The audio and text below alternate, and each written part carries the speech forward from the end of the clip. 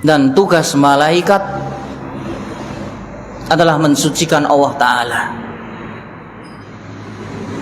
Dan jumlah malaikat tidak ada yang mengetahui jumlah banyaknya kecuali hanya Allah Ta'ala.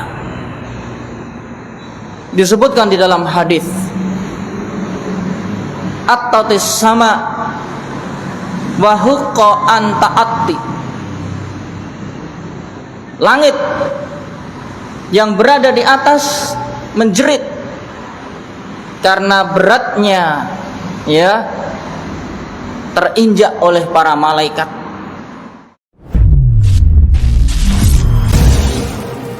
Bismillahirrahmanirrahim.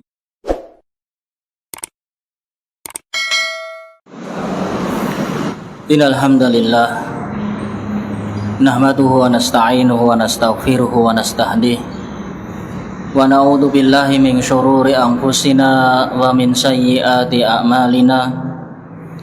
May yahdihillahu fala mudhillalah wa may yudlil fala hadiyalah. Asyhadu an la ilaha illallah wahdahu la syarikalah wa asyhadu anna Muhammadan abduhu wa rasuluhu la nabiyya ba'dah. Allahumma sholli wa sallim wa barik ala nabiyyina Muhammadin wa ala alihi wa ashabihi wa man sara binahjihi ila yaumiddin, amma ba'd. Ikhwani fillah rahimani wa rahimakumullah. Alhamdulillah, segala puji hanya milik Allah Subhanahu wa taala yang telah memberikan kepada kita limpahan karunia hingga pada kesempatan yang bahagia ini kita bisa melaksanakan faridah yang Allah tetapkan kepada kita, yaitu sholat maghrib berjamaah di masjid yang penuh barakah ini. Semoga semua langkah usaha amal kita diberikan kelipat gandaan oleh Allah Subhanahu wa taala, dan seluruh amal-amal kita diterima di sisinya hingga mendapatkan ridho dan surganya kelak di akhirat.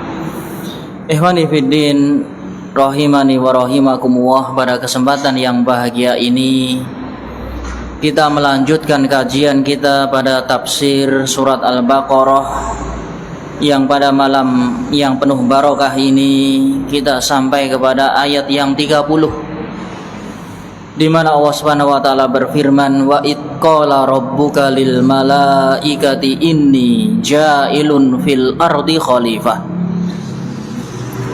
qalu ataj'alu fiha may yufsidu fiha wa yasfikud dima wa nahnu nusabbihu bihamdika wa nuqaddisu lak qala inni a'lamu ma la ta'lamun.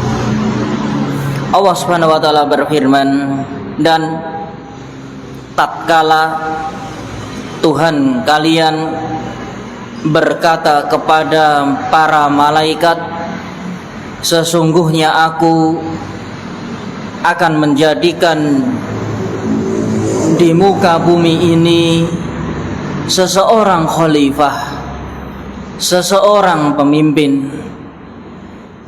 Maka para malaikat pun bertanya, ataj'alu fiha, apakah engkau ya Allah ingin menjadikan penduduk bumi yang dia akan merusak dunia, merusak bumi ini dan menumpahkan darah di atasnya, sedangkan kami para malaikat seluruhnya senantiasa bertasbih kepadamu, senantiasa mensucikanmu. Maka Allah pun memberikan penjelasan, inni a'lamu ma la ta'lamun, sesungguhnya aku adalah zat yang maha mengetahui apa yang tidak kalian ketahui. Ikhwani fiddin rahimani wa rahimakumullah. Ayat ini berbicara tentang suatu kenikmatan yang agung, yang sebelumnya Allah telah mengupas bahwasanya seluruh yang di muka bumi ini diperuntukkan untuk manusia, di mana Allah menciptakan langit bumi, menyempurnakannya. Kemudian Allah beristiwa di atas arsy, dan Allah adalah zat yang maha meliput segala sesuatu. Maka pada ayat yang ke-30 ini Allah menghabarkan kepada kita bahwasannya manusia yang dimaksud adalah di mana Allah menciptakan Adam alaihissalam, manusia pertama.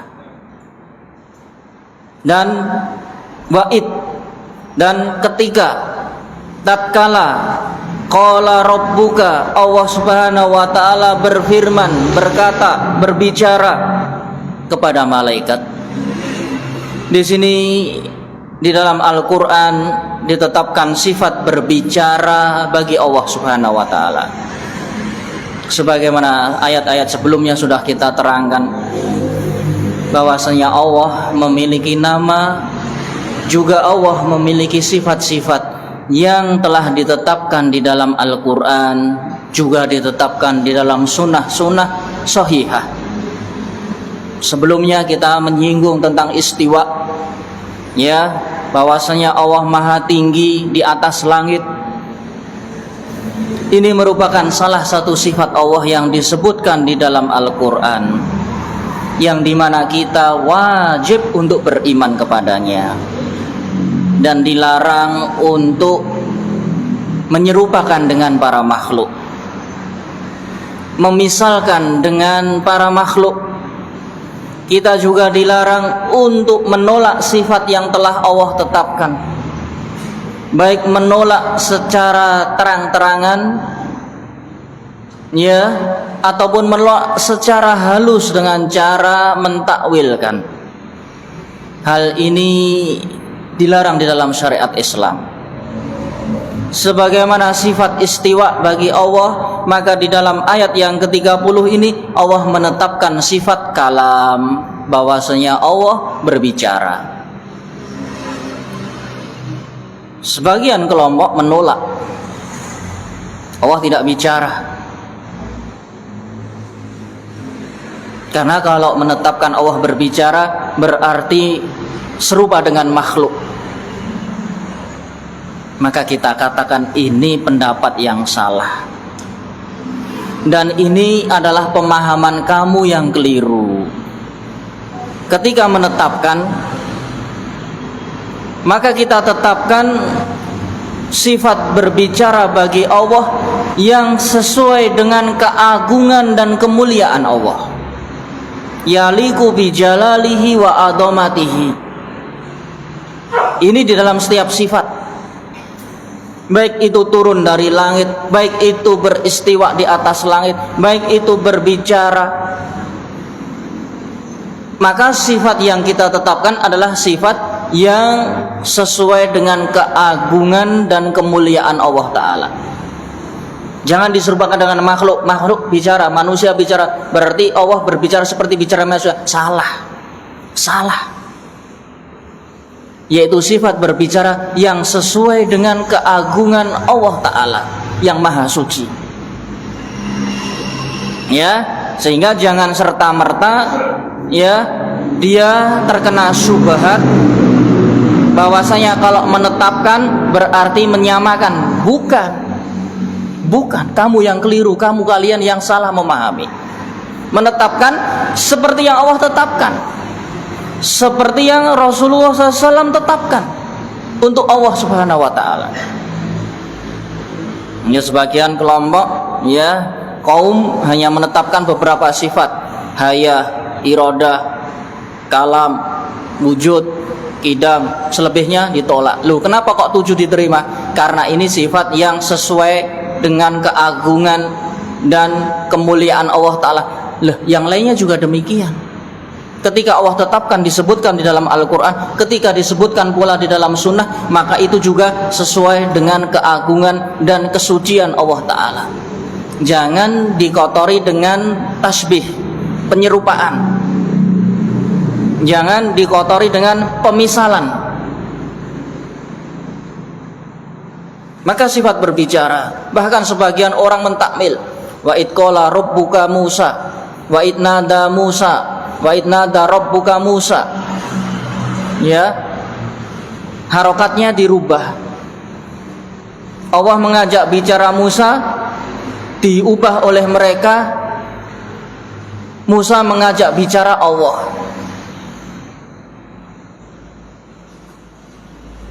Nah, kalau kalimat Musa jelas, ya, di situ ada samar. Musa mau di fathah, mau di kasrah, mau di dhammah tidak bisa, karena isim maksur. Tapi kalau di sini dalam surat Al-Baqarah 30 ini, wa id qala rabbuka, jelas kalimat Rabb di sini dhammah. Dhammah karena dia fa'il dari kata qala. Sedangkan yang diajak bicara adalah lil malaikah. Ada kalimat lam di sini.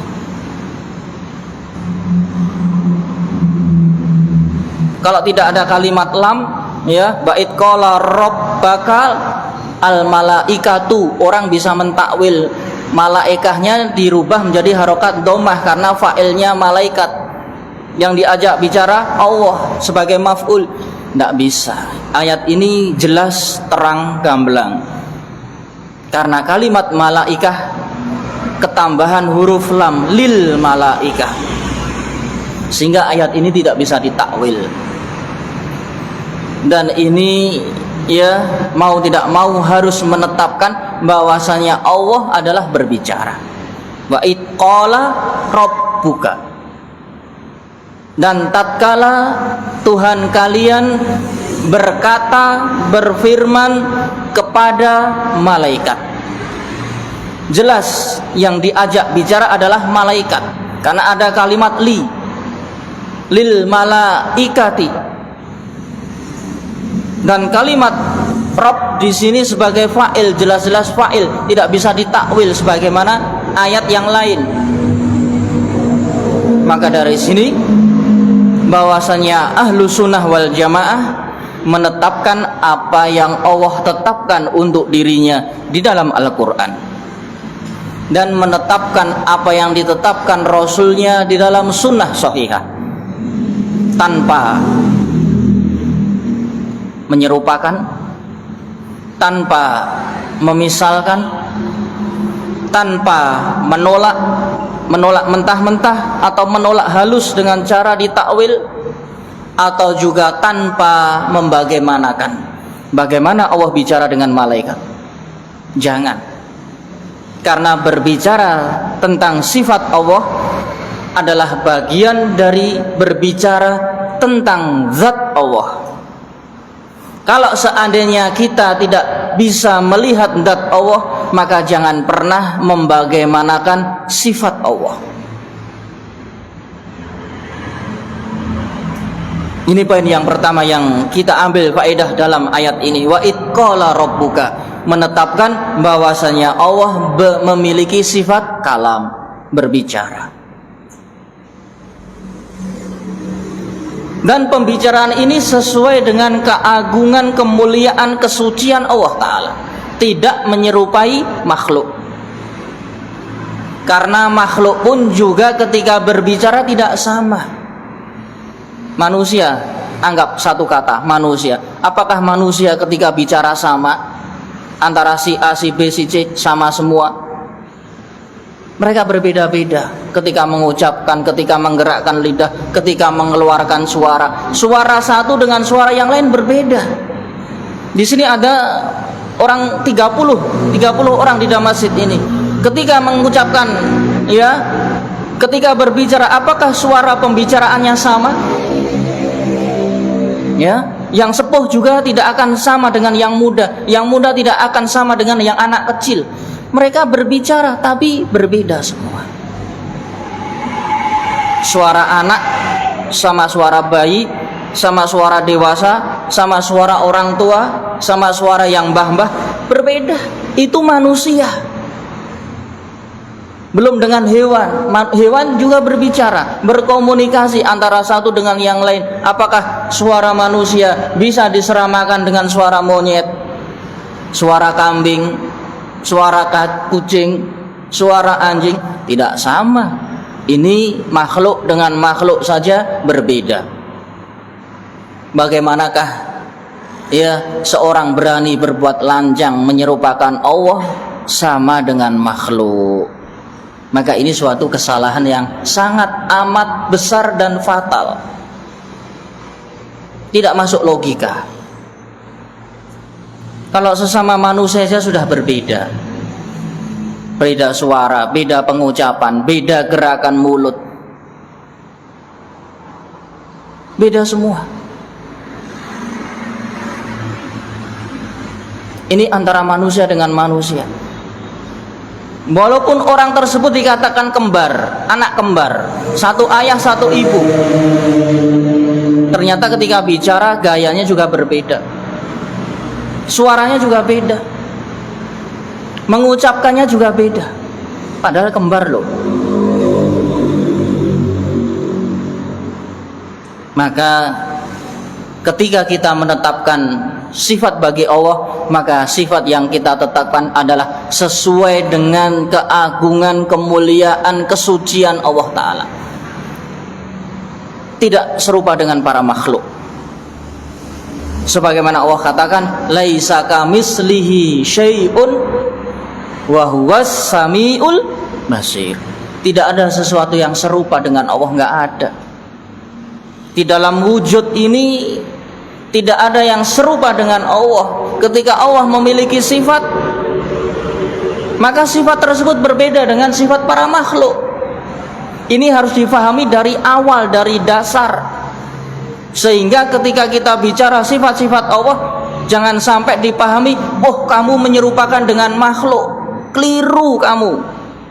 Keliru besar, tidak tahu kaidah di dalam memahami akidah, asma dan sifat. Nggak paham orang itu. Mungkin belum pernah belajar juga. Kalau belajar yang ngawur juga. Sehingga yang namanya menetapkan sifat bagi Allah itu sesuai dengan keagungan, kemuliaan, kesucian Allah Ta'ala, tanpa menyerupakan dengan makhluk. Karena ayatnya sudah sangat jelas, laisa kamislihi syai'. Tidak ada sesuatu di wujud ini yang serupa dengan Allah. Dan Allah adalah Sami, maha mendengar, Basir, melihat, maha melihat. Ketika ditiadakan tidak ada yang serupa, kemudian Allah menetapkan wahwa Samiul Basir. Allah maha mendengar, Allah maha melihat. Berarti pendengaran Allah, penglihatan Allah itu tidak sama dengan para makhluknya. Tapi kita tetapkan Allah mendengar, Allah melihat, Allah berbicara. Karena ada dasarnya di dalam Al-Quran, karena ada dasarnya di dalam Sunnah. Wa id qala rabbuka lil malaikah. Kalimat Rabb adalah kalimat yang sangat agung. Pencipta, yang dimana kalimat Rabb mengandung 3 unsur: al-khalqu, al-mulku, wa tadbir. Dialah Allah yang maha mencipta, maha memiliki, dan maha mengatur alam semesta. Maka ketika sifat Rabb disebut, maka itu mengandung 3 unsur: maha mencipta, maha memiliki, bahwasanya segala sesuatu di dunia ini milik Allah, dan Allah yang mengaturnya. Tiada sesuatu yang terjadi di dunia ini tanpa pengetahuan, tanpa pengaturan Allah Subhanahu wa Ta'ala. Sehingga Allah dikatakan Rabb, Rabbul Alamin. Wa id qala rabbuka, dan tatkala Rabb kamu berkata lil malaikah, kepada para malaikat. Malaikah jamak dari kalimat malak, yang asal katanya malak. Kemudian terjadi penggeseran huruf,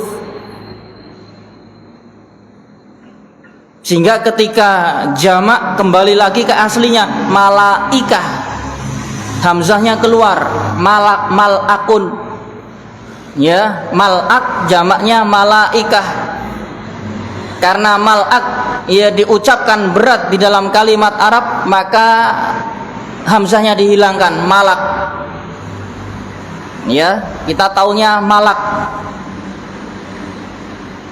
Malak, malaikah dikembalikan ketika jamak muncul huruf aslinya, yaitu malak jadi malaikah. Apa arti malaikah itu? Diambil dari kata alukah, yang bermakna risalah, utusan. Sehingga malaikat adalah utusan Allah. Allah ciptakan dari cahaya, sebagaimana Allah ciptakan manusia dari tanah, sedangkan bangsa jin Allah ciptakan dari pucuk api. Ketika api kobat kabit, pucuknya itu dari pucuk api, itu bangsa jin. Sedangkan malaikat dari cahaya.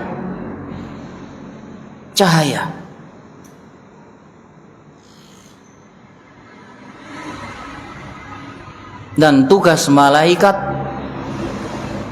adalah mensucikan Allah Ta'ala. Dan jumlah malaikat tidak ada yang mengetahui jumlah banyaknya kecuali hanya Allah Ta'ala. Disebutkan di dalam hadis, at-tatis sama wa huqqa an ta'atti. Langit yang berada di atas menjerit karena beratnya, ya, terinjak oleh para malaikat. Tidaklah malaikat di langit satu jengkal, ya, kecuali di sana ada malaikat yang berdiri, baik itu sujud, baik itu berukuk, baik itu bertasbih kepada Allah. Setiap satu jengkal dari langkah kaki manusia, satu jengkal telapak kaki manusia, kecuali di sana ada malaikat yang berdiri, yang rukuk, yang sujud, mensucikan Allah. Kita lihat berapa luasnya langit, dan langit memiliki 7 lapis. Kalau setiap telapak kaki manusia ada malaikat berdiri, rukuk, sujud, bertasbih, sudah berapa jumlahnya? Belum malaikat-malaikat yang ditugaskan di bumi ini, bahkan malaikat penjaga manusia, kiraman katibin ya'lamuna ma taf'alun. Setiap dari kita didampingi oleh 2 malaikat. Malaikat pencatat amal kebaikan di sebelah kanan, malaikat pencatat keburukan di sebelah kiri. Jumlah manusia berapa? Setiap mereka terdapat 2 malaikat. Belum malaikat-malaikat penunggu yang Allah tugaskan di muka bumi. Ada yang menunggu gunung, ada yang menunggu pohon, ada yang menunggu batu, ada yang menunggu tempat ini dan seterusnya. Sehingga jumlah malaikat tidak terbatas, jumlah banyaknya hanya Allah saja yang maha mengetahui. Belum lagi malaikat di Baitul Ma'mur, di Sidratul Muntaha, di langit yang paling atas, berkumpul para malaikat. Apabila 700.000 malaikat apabila sudah masuk tidak pernah keluar lagi, setiap hari masuk. Padahal sudah berapa juta tahun. Belum lagi malaikat-malaikat yang Allah tugaskan di surga, di neraka. Dan malaikat yang paling agung adalah malaikat Jibril, pembawa wahyu, yang dikatakan di dalam hadis yang sahih, situmi'ah janah, memiliki 600 sayap. Jumlah sayapnya 600 sayap. Bisakah kita menghitungnya? 600 sayap, bayangkan. Setiap satu sayapnya bila dibuka memenuhi penjuru langit dan dunia. Satu sayap ketika dibuka memenuhi penjuru dunia dan langit semuanya. Bagaimana sisanya? Ini malaikat ciptaan Allah yang bernama Jibril.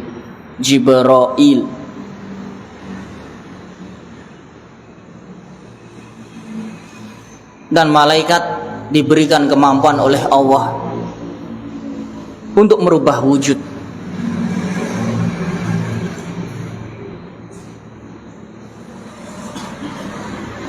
Suatu hari malaikat Jibril datang di tengah-tengah sahabat dengan berwajah sangat tampan sekali.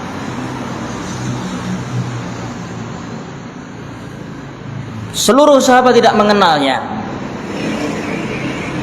Sebagaimana di dalam hadis disebutkan, la yura alaihi asarus safar wala ya'rifu minna ahad. Tidak seorang pun dari ribuan sahabat mengenalnya. Dia datang tiba-tiba menghampiri Nabi, menyandarkan lututnya ke lutut Nabi. Tidak terlihat satu debu pun pada wajahnya, pada pakaiannya. Rambutnya sangat hitam pekat, bajunya sangat putih bersih. Tidak ada tanda-tanda dia habis berjalanan jauh. Padahal dia orang jauh, bukan penduduk bumi, namun penduduk langit. Sehingga para sahabat terheran-heran. Siapa orang ini? Tak bertanya kepada Nabi, mahwal Islam, apakah Islam itu wahai Muhammad? Kabarkan tentang kami, tentang Islam, tentang iman, tentang ihsan. Dan semua dijawab oleh Nabi. Kemudian bertanya tentang hari kiamat. Kapan wahai Nabi Muhammad kiamat itu terjadi? Maka Nabi Muhammad mengatakan, tidaklah yang ditanya lebih tahu daripada si penanya. Sebagaimana penanya tidak tahu, si orang yang ditanya juga tidak tahu. Kiamat adalah kekhususan Allah yang maha tahu. Kemudian bertanya tentang tanda-tanda kiamat. Kemudian dijawab oleh Nabi, dijelaskan. Setelah itu dia pergi. Begitu pergi dikatakan oleh Nabi, hada Jibril atakum yu'allimunakum dinakum. Yang datang baru saja adalah Jibril. Datang kepada kalian, mengajarkan kalian tentang agama bagi kalian. Agama Islam yang benar itu seperti apa? Iman yang benar itu seperti apa? Perbuatan ihsan, derajat yang paling tinggi dalam Islam itu apa? Jibril merubah wujud sebagai manusia yang sangat tampan sekali.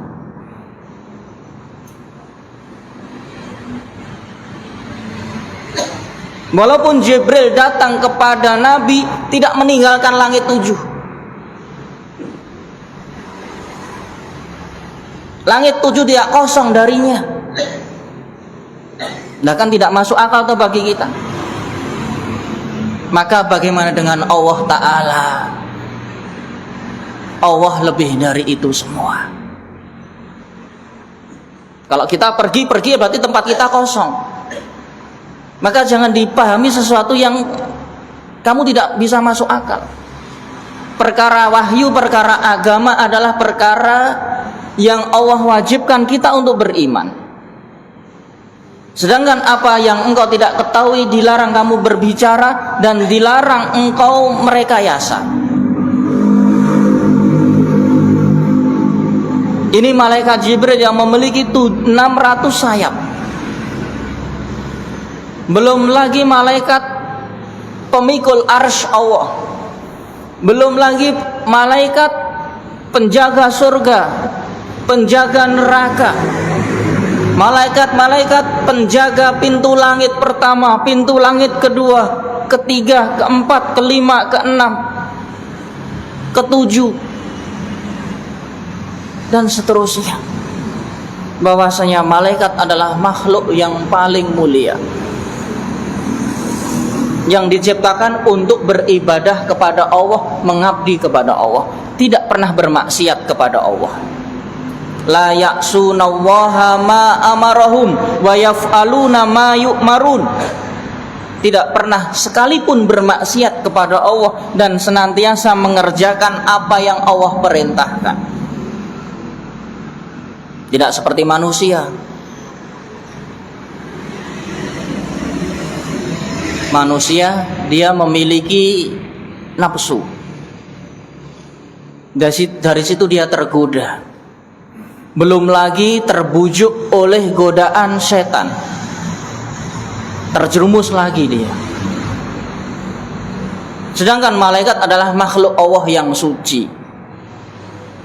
Orang Yahudi, mereka meyakini bahwasanya malaikat-malaikat adalah putri Allah. Ta'ala Allah amma yasifun, maha suci Allah. Banatullah. Akidah orang Yahudi bahwasanya malaikat adalah anak-anak perempuan Allah, maha suci Allah. Lam yalid wa lam yulad, Allah tidak beranak dan tidak diperanakkan. Malaikat adalah ciptaan Allah. Allah ciptakan dari cahaya, yang tugasnya adalah mensucikan Allah, mengabdikan diri kepada Allah.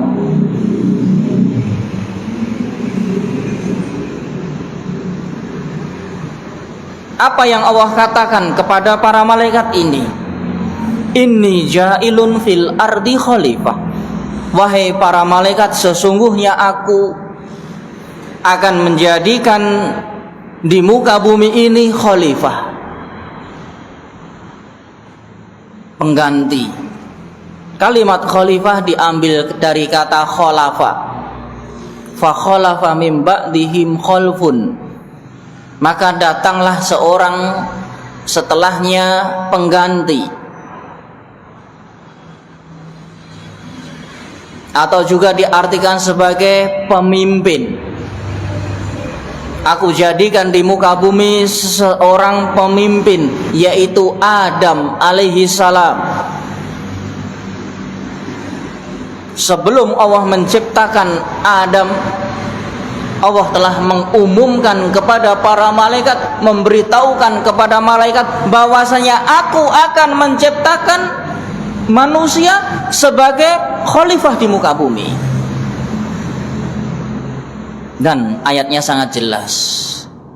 Pemimpin di fil ardi, di bumi, bukan di Pluto, bukan di Merkurius, bukan di Venus, bukan di bulan, bukan di lainnya.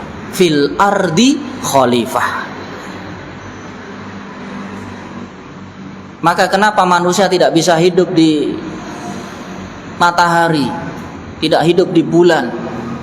Karena memang Allah hanya menjadikan bumi tempat yang pantas untuk ditempat tinggali.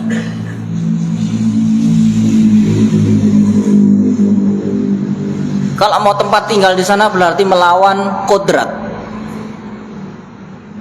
Karena Allah telah menaskan ini ja'ilun fil ardi. Aku akan jadikan di muka bumi ini seorang pemimpin. Maka diciptakannya Adam adalah sebagai sosok pemimpin di muka bumi. Allah ciptakan Adam dari tanah. Allah ciptakan Adam dari tanah. Situna diro'ah 60 hasta pada hari Jumat, pada setelah asar di hari Jumat.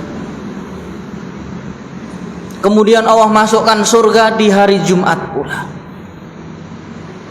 dan Allah keluarkan dari surga di hari Jumat pula, dan akan tegak hari kiamat di hari Jumat pula,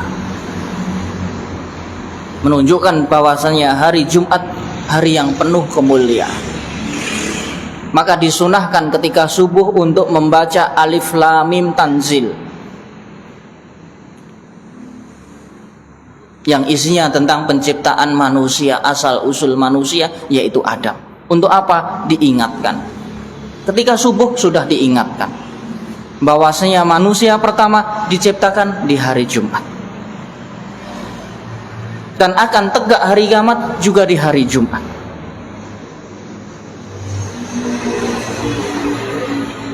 Adam diciptakan sebagai khalifah, sebagai pemimpin, sebagai pemakmur bumi.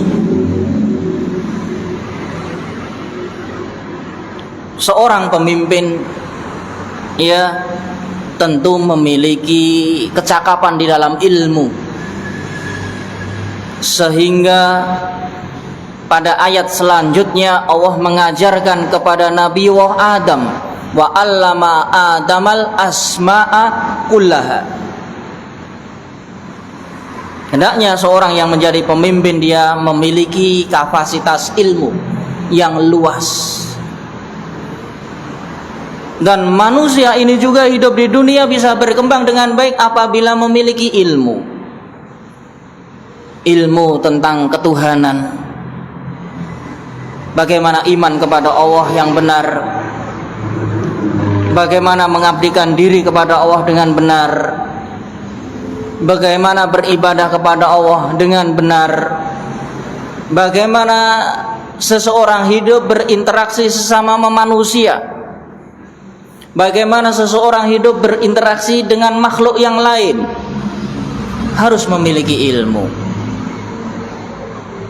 Maka pada ayat sebelumnya dikatakan, ya, bahwasanya Allah adalah maha memiliki ilmu.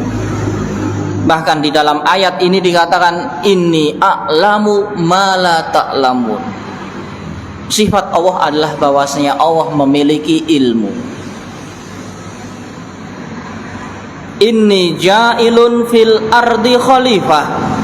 Sesungguhnya aku akan menjadikan di muka bumi ini seorang khalifah, seorang pemimpin yang memakmurkan dunia, yang memakmurkan bumi. Dan sesungguhnya bumi ini makmur dengan keimanan. Tanpa iman bumi tidak akan makmur. Dan puluhan ayat yang menunjukkan tentang hal ini.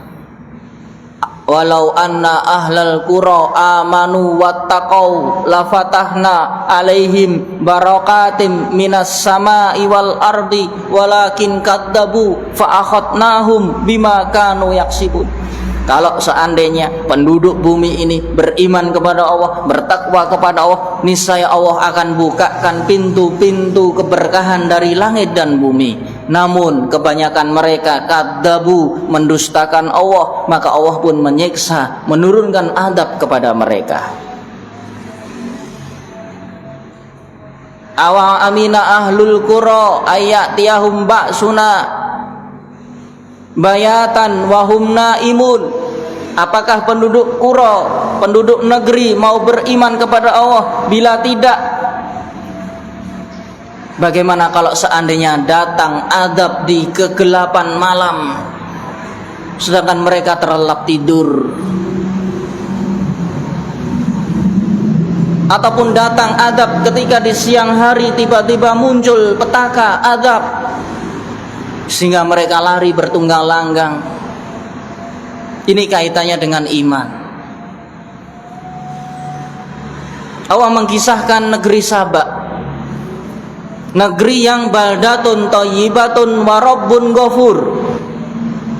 Namun fa'aradu fa'arsalna alaihim sailal arimi wa baddalnahum bi jannataihim jannataini dawatai ukulin khamtin wa aslin wa syai'in min sidrin qalil Dalika jazainahum bima kafaru wa hal nujazi illal kafur. Negeri Sabak, negeri yang ijo royo-royo loh jinawi, semua ya serba ada di negeri itu, sehingga Allah gambarkan sebagai surga, dua surga, jannataini an yaminin wa shimal. Di negeri Sabak adalah surga di sisi kanan dan di sisi kiri dari sungai, yang dimana sungai tersebut dibendung, dijadikan bendungan yang sangat besar yang terkenal dengan Sadul Ma'rib, bendungan Ma'rib.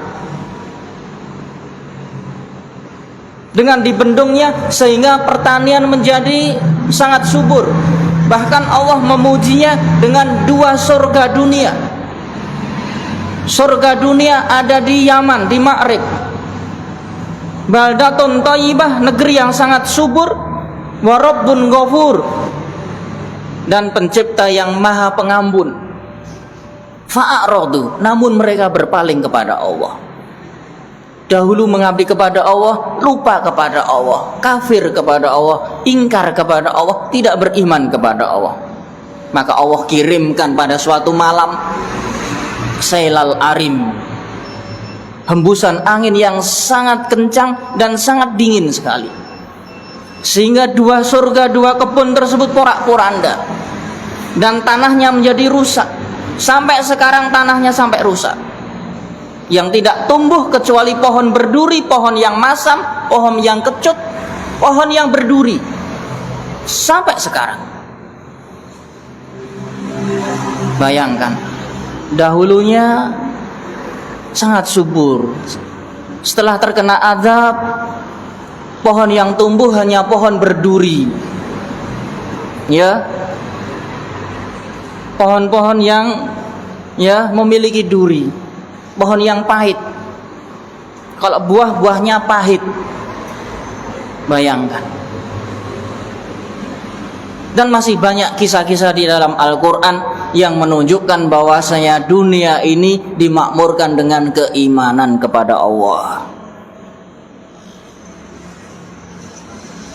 Maka ketika Allah mengumandangkan hal ini, qalu, para malaikat pun berkata, ataj'alu fiha may yufsidu fiha wa yasfiku dima.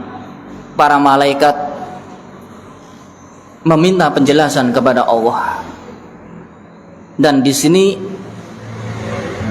kita mendapatkan adab berdiskusi. Bagaimana seseorang bermusyawarah, sehingga musyawarah termasuk dari bagian Islam.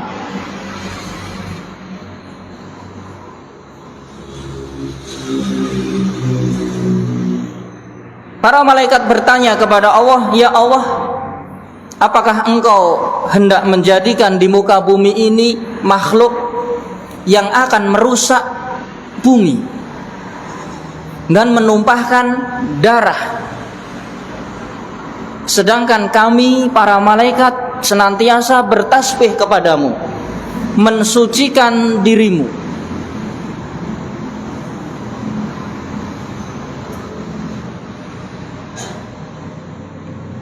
Dan pertanyaan penjelasan dari malaikat ini sangat beralasan sekali, bahwasanya sifat manusia tidak lepas dari merusak, tidak lepas dari menumpahkan darah.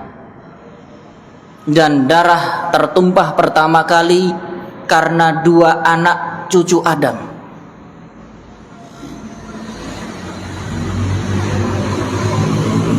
Antara Qabil dan Habil. Pertama kali dosa, pertumpahan darah, dan terus menjadi sunnatullah hingga hari kiamat. Demikian juga merusak di muka bumi, bahwasanya kerusakan di muka bumi ini senantiasa akan ada sejak zaman dahulu hingga hari kiamat.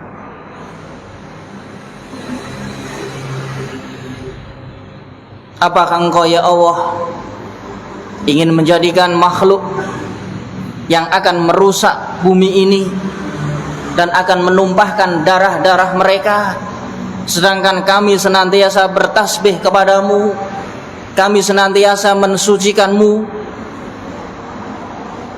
Maka dijawab oleh Allah Subhanahu wa ta'ala, inni a'lamu ma la ta'lamun.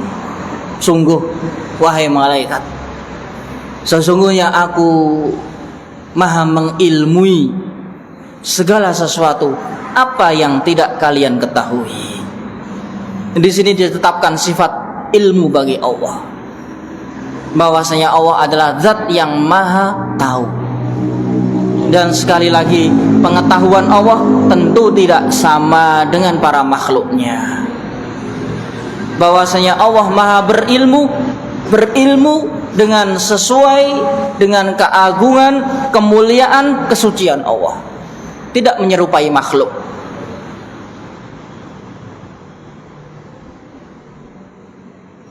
Di sini dijelaskan oleh para ahli tafsir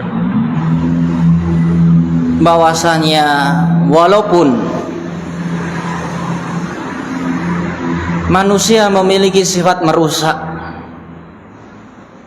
manusia memiliki sifat menumpahkan darah, namun tidak bisa dipungkiri bahwasanya orang-orang yang soleh, orang-orang yang baik juga ada. Jangan melihat keburukan semata, menutup mata. Bukankah di sana ada para nabi? Bukankah di sana ada para rasul?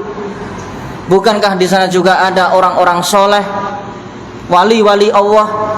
Bukankah di sana ada para ulama-ulama Allah? Bukankah di sana ada hamba-hamba yang senantiasa taat menyembah kepada Allah? Di sana ternyata juga ada hamba-hamba yang mendakwahkan, menyerukan ayat-ayat Allah. Di sana ada manusia-manusia yang melantunkan ayat-ayat suci Allah. Di sana juga ada manusia yang mengajarkan ayat-ayat Allah turun temurun, dan kebaikan sangat melimpah. Sehingga di dalam menilai sesuatu hendaknya objektif, tidak boleh menutup sebelah mata. Walaupun ada keburukan, namun kebaikan juga melimpah. Allah mengutus para nabi, Allah mengutus para rasul, dan jumlah mereka puluhan ribu, tidak bisa terhitung.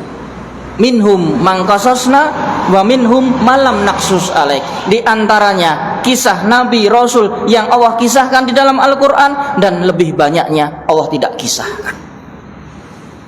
Allah tidak kisahkan. Yang Allah sebutkan di dalam Quran dan Sunnah hanya 20 nabi dan rasul, 25 nabi dan rasul. Padahal ribuan, bahkan mungkin jutaan nabi dan rasul yang kita tidak mengetahui, dan tidak disebutkan di dalam Al-Quran, juga tidak disebutkan di dalam Sunnah. Jumlahnya sangat banyak. Maka apa yang kita tidak kita ketahui, jangan katakan tidak ada. Kalau tidak kita ketahui, jangan katakan tidak ada. Ada, tapi Allah tidak memberitahu kita. Ada nabi dan rasul, jumlahnya sangat banyak, namun kita belum mengetahuinya karena keterbatasan ilmu kita sangat sedikit. Sehingga Allah katakan, inni a'lamu ma la ta'lamun. Aku mengetahui apa yang kalian tidak ketahui. Sehingga ternyata di muka bumi ini juga banyak-banyak kemakmuran yang dicintai oleh Allah, walaupun di sana ada maksiat kepada Allah. Maka tinggal berlomba untuk memakmurkan dengan ketaatan. Jangan sampai kita hanyut atau tergerus dan terbawa kepada kemurkaan Allah. Kita harus bisa bersaing. Di sana ada para nabi, di sana pada para rasul, pengikut-pengikut nabi dan rasul sangat banyak. Ada orang-orang soleh, ada para ulama, ada orang-orang yang menghafal Al-Quran, ada orang-orang yang mengajarkan Al-Quran, ada orang-orang yang melantunkan ayat-ayat suci Al-Quran. Ini dalam satu sisi. Sisi yang lain para ulama menyebutkan kenapa para malaikat ini bertanya sekaligus meminta keterangan kepada Allah. Mengapa Allah menciptakan makhluk sebagai pemuka bumi, pemimpin di muka bumi ini?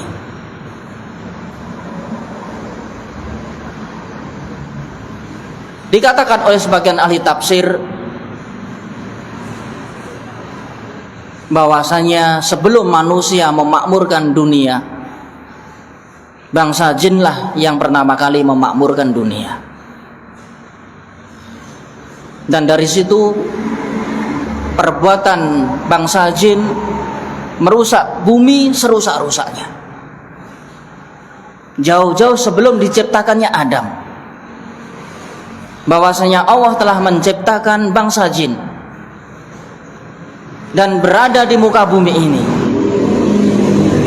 dan dengan keberadaan mereka berbuat kerusakan serusak-rusaknya, tidak segan untuk menumpahkan darah-darah sesama mereka, sehingga muncul ucapan malaikat ini, ataj'alu fiha may yufsidu fiha wa yasfiku dima. Apakah engkau ya Allah mau menciptakan sosok makhluk yang nantinya juga akan merusak muka bumi dan menumpahkan darah sesama mereka seperti bangsa sebelumnya, yaitu bangsa jin,